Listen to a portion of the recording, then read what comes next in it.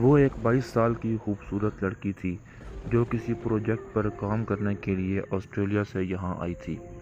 Flight late ہونے کی وجہ سے وہ جب یہاں پہنچی تو رات کافی ہو چکی تھی، اور جس ہوٹل میں رکنے کا پروگرام اس نے بنایا تھا وہ ہوٹل تو کافی دور تھا، اسی لیے اس نے قریب ہی کسی ہوٹل میں رکنے کا پروگرام بنایا۔ ایک بڑے سے ہوٹل کے پاس اس نے گاڑی روکی اور اندر چلی گئی۔ ریسیپشن پر ایک خوبصورت سی لڑکی کھڑی تھی جس نے کالے رنگ کا کوٹ پہنا ہوا تھا۔ تمام ضروری کارروائی کرنے کے بعد اس نے کمرے کی چابی لی اور اپنے کمرے کی طرف روانہ ہو گئی۔ اس کا کمرہ چھٹے فلور پر تھا جس کا نمبر تھا 666 یعنی کہ 666۔ جب وہ کمرے کی طرف جا رہی تھی تو راہداری میں سے گزرتے ہوئے اسے کافی ڈر لگ رہا تھا، اور اسے ایسا محسوس ہو رہا تھا جیسے چھٹے فلور پر اس کے علاوہ تو اور کوئی بھی نہیں ہے۔ خیر وہ اپنے کمرے کی طرف چلی گئی اور کمرے کو اندر سے لاک لگا لیا۔ کمرے کے اندر جانے کے بعد اس نے کچھ ضروری سامان نکالنے کے لیے اپنا بیگ کھولا اور اپنے کام میں لگ گئی۔ تھوڑی دیر کے بعد اس کے دروازے پر دستک ہوئی تو اس نے دروازہ کھولا، باہر کوئی بھی نہیں تھا۔ اس نے سوچا کہ شاید یہ میرا وہم ہے، لہٰذا اس نے دروازہ پھر بند کر لیا اور اپنے کام میں لگ گئی۔ تھوڑی دیر کے بعد دروازہ پھر بجا۔ اس نے پھر دروازہ کھولا اور باہر راہداری میں سے نکل کر دیکھا۔ اس نے دیکھا کہ راہداری مکمل سنسان پڑی ہوئی ہے۔ یہ دیکھ کر اسے کافی ڈر لگنے لگا، اور اب اس نے فیصلہ کر لیا کہ چاہے دروازہ بجتا رہے وہ دروازہ نہیں کھولے گی، اور اندر آ کر اپنے کام میں لگ گئی۔ تھوڑی دیر کے بعد دروازہ پھر بجا تو وہ اور زیادہ ڈر گئی اور اس نے دروازہ نہیں کھولا۔ اس کے دروازہ نہ کھولنے کی وجہ سے دروازہ 2-3 بار زور زور سے بجا، اور ساتھ ہی اسے باہر سے کسی خاتون کی آواز آئی۔ خاتون کی آواز سن کر اس نے دروازہ کھول دیا۔ باہر ایک عجیب سی دکھنے والی خاتون کھڑی تھیں جنہوں نے لال رنگ کا لباس پہنا ہوا تھا، اور وہ خاتون کافی پریشان لگ رہی تھی۔ اس عورت نے اس سے کہا کہ میرا کمرہ اسی فلور پر ہے، لیکن مجھ سے چابی کمرے کے اندر رہ گئی ہے اور غلطی سے دروازہ لاک ہو گیا ہے، اور میں نے سلیپنگ ڈریس پہنا ہوا ہے، اسی لیے میں نیچے جا کر دوسری چابی بھی نہیں لا سکتی۔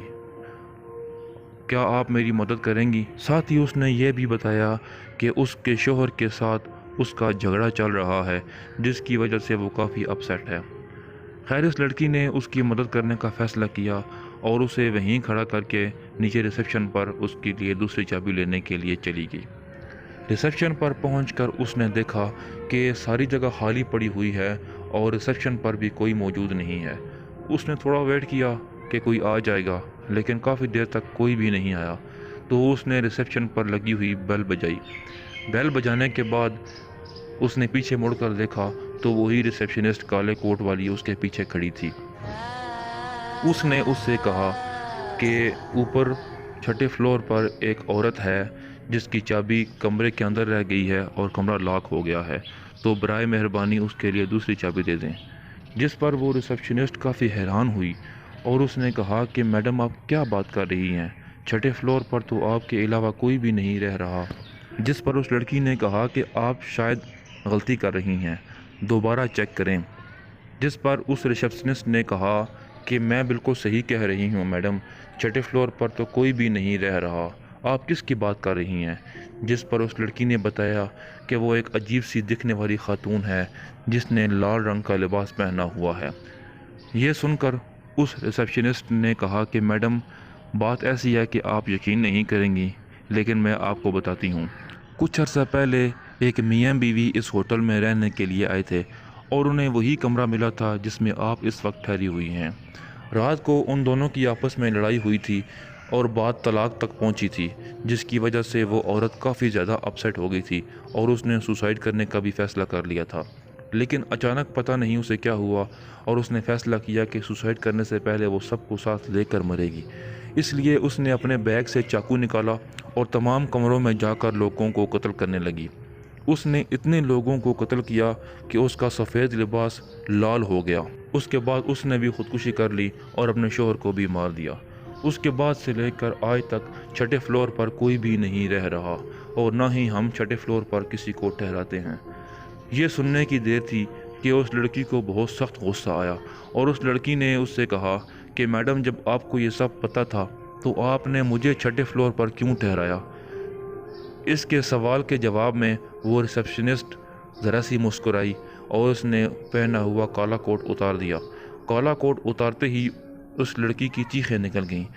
اس نے دیکھا کہ کالے کوٹ کے نیچے سے وہی لال رنگ کا لباس نکلا ہے۔ جب اس نے دوبارہ اس کی شکل کی طرف دیکھا تو وہ وہی خاتون تھی جو کمرے میں اس سے مدد لینے کے لیے آئی تھیں۔ اس کے کافی دنوں کے بعد لوگوں کا کہنا ہے کہ اس ہوٹل میں 2 روحیں رہتی ہیں جو اس ہوٹل میں رکنے والے کو کبھی زندہ نہیں چھوڑتی۔ دوستو، آپ کو یہ کہانی کیسی لگی؟ اچھی لگی ہو تو کمنٹس میں اپنی رائے کا اظہار کیجیے گا۔ مزید ایسی کہانیوں کے لیے میرا چینل بھی سبسکرائب کیجیے۔